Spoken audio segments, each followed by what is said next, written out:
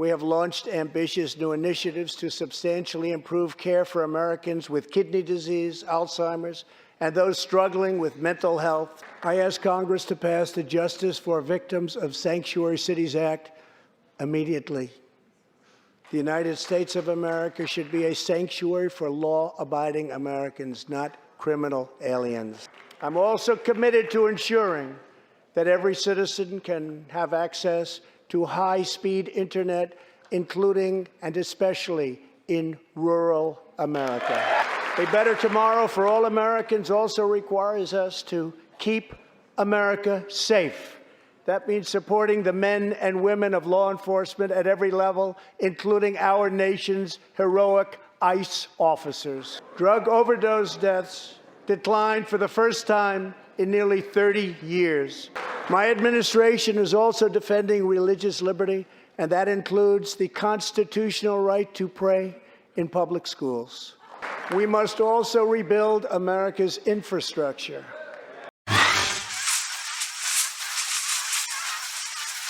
Last year, our brave ICE officers arrested more than 120,000 criminal aliens charged with nearly 10,000 burglaries, 5,000 sexual assaults, 45,000 violent assaults, and 2,000 murders. Tragically, there are many cities in America where radical politicians have chosen to provide sanctuary for these criminal, illegal aliens. This was a great win for Donald Trump, not just for him, but for his wife, for his children, for the White House, for everybody that works for him, everybody that stands with him. And it showed the hatred which can no longer be hidden. The people will vote come November, and I don't think they'll forget what happened at the State of the Union address. In sanctuary cities, local officials order police to release dangerous criminal aliens to prey upon the public instead of handing them over to ICE to be safely removed. Just 29 days ago, a criminal alien freed by the sanctuary city of New York was charged with the brutal rape and murder of a 92-year-old woman. The killer had been previously arrested for assault, but under New York sanctuary policies, he was set free. If the city had honored ICE's detainer request, his victim would still be alive today. The state of California passed an outrageous law declaring their whole state to be a sanctuary for criminal, illegal immigrants, a very terrible sanctuary with catastrophic results. Here is just one tragic example. In December 2018, California police detained an illegal alien with 5 prior arrests, including convictions for robbery and assault. But as required by California's sanctuary law, local authorities released him. Days later, the criminal alien went on a gruesome spree of deadly violence. He viciously shot one man going about his daily work. He approached a woman sitting in her car and shot her in the arm and in the chest. He walked into a convenience store and wildly fired his weapon. He hijacked a truck and smashed into vehicles, critically injuring innocent victims. One of the victims is a terrible, terrible situation. Died, 51-year-old American named Rocky Jones. Rocky was at a gas station when this vile criminal fired 8 bullets at him from close range, murdering him in cold blood. Rocky left behind a devoted family, including his brothers, who loved him more than anything else in the world. One of his grieving brothers is here with us tonight. Jody, would you please stand? Jody, thank you.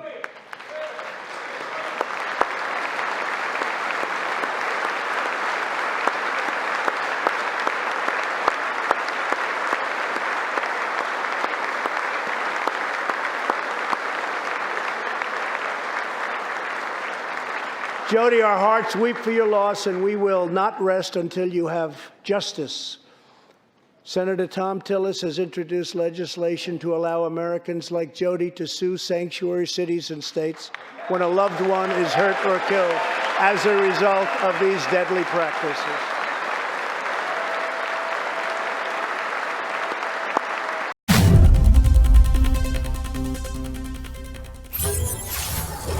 Over the last year, we have made incredible progress and achieved extraordinary success. We have faced challenges we expected, and others we could never have imagined. We have shared in the heights of victory and the pains of hardship. We endured floods and fires and storms. But through it all, we have seen the beauty of America's soul, and the steel in America's spine. Each test has forged new American heroes to remind us who we are, and show us what we can be. So let us begin tonight by recognizing that the state of our union is strong because our people are strong. And together, we are building a safe, strong, and proud America. Since the election, we have created 2.4 million new jobs, including 200,000 new jobs in manufacturing alone. Tremendous numbers. After years and years of wage stagnation, we are finally seeing rising wages. Unemployment claims have hit a 45-year low. And something I'm very proud of, African American unemployment stands at the lowest rate ever recorded, and Hispanic American unemployment has also reached the lowest levels in history. Small business confidence is at an all-time high. The stock market has smashed one record after another, gaining $8 trillion and more in value in just this short amount of time. Americans' 401k, retirement, pension, and college savings accounts have gone through the roof. And just as I promised the American people from this podium 11 months ago, we enacted the biggest tax cuts and reforms in American history. Our massive tax cuts provide tremendous relief for the middle class and small businesses. To lower tax rates for hard-working Americans, we nearly doubled the standard deduction for everyone. Now, the first $24,000 earned by a married couple is completely tax-free. We also doubled the child tax credit. Small businesses have also received a massive tax cut, and can now deduct 20% of their business income. This, in fact, is our new American moment.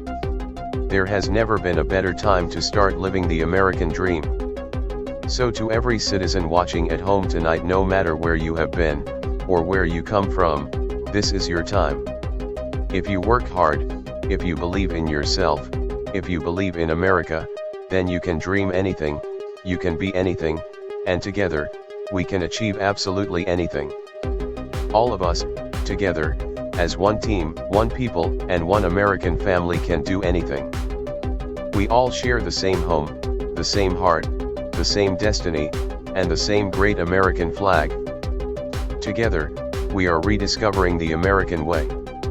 In America, we know that faith and family, not government and bureaucracy, are the center of the American life.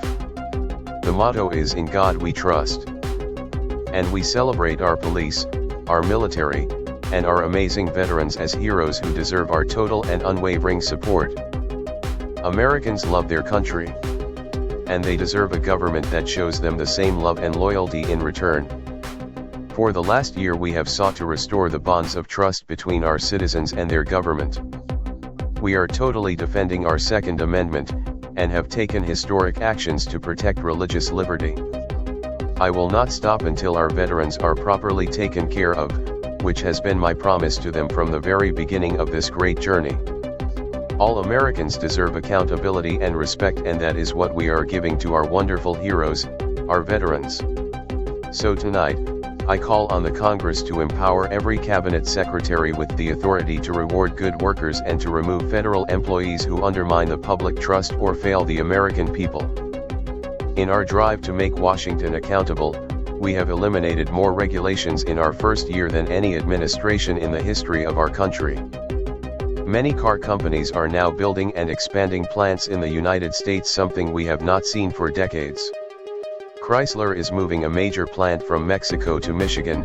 Toyota and Mazda are opening up a plant in Alabama. Very soon, auto plants will be opening up all over the country. They want to be where the action is. They want to be in the United States of America, that's where they want to be. Exciting progress is happening every single day. To speed access to breakthrough cures and affordable generic drugs, last year the FDA approved more new and generic drugs and medical devices than ever before in our country's history. People who are terminally ill should not have to go from country to seek a cure. I want to give them a chance right here at home. It is time for the Congress to give these wonderful, incredible Americans the right to try. One of my greatest priorities is to reduce the price of prescription drugs. America has also finally turned the page on decades of unfair trade deals that sacrificed our prosperity and shipped away our companies, our jobs, and our nation's wealth. Our nation has lost its wealth. But we are getting it back so fast. The era of economic surrender is totally over. And we will protect American workers and American intellectual property, through strong enforcement of our trade rules. We want every American to know the dignity of a hard day's work. We want every child to be safe in their home at night. And we want every citizen to be proud of this land that we all love so much. We can lift our citizens from welfare to work, from dependence to independence, and from poverty to prosperity. As tax cuts create new jobs, let's invest in workforce development and let's invest in job training, which we need so badly. Let us open great vocational schools so our future workers can learn a craft and realize their full potential. And let us support working families by supporting paid family leave. This year we will embark on reforming our prisons to help former inmates who have served their time get a second chance at life. The United States is a compassionate nation. We are proud that we do more than any other country anywhere in the world to help the needy, the struggling, and the underprivileged all over the world. But as President of the United States, my highest loyalty, my greatest compassion, my constant concern is for America's children, America's struggling workers, and America's forgotten communities. I want our youth to grow up to achieve great things. I want our poor to have their chance to rise. As long as we have confidence in our values, faith in our citizens, and trust in our God, we will not fail. And we will not quit until we have beaten the opioid epidemic once and for all. In America, we don't punish prayer. We don't tear down crosses. We don't ban symbols of faith. We don't muzzle preachers and pastors. In America, we celebrate faith. We cherish religion. We lift our voices in prayer, and we raise our sights to the glory of God. Just as we believe in the First Amendment, we also believe in another constitutional right that is under siege all across our country. So long as I am president, I will always protect your Second Amendment right to keep and bear arms. I know things look bad now, but just try to visualize another America. One where Republicans, Democrats, and Donald Trump all get along. I'm enjoying watching Hillary Clinton. I like Ted Cruz. He's been very nice to me. As an act of love. This is an issue where Bernie and I are in complete agreement. How sweet it is to be loved by you. How sweet it is to be loved by you. I needed to shout. This channel will be about the rest of the world's politics, about the nationalist populist movements, about capitalism versus socialism, because we know what socialism does to a country. You can only give away other people's money for so long until it runs out. Socialism doesn't make everybody rich, it makes everybody poor. I need you guys to subscribe to this channel. I need you guys to like, comment, and view every video from start to finish. Unbelievable.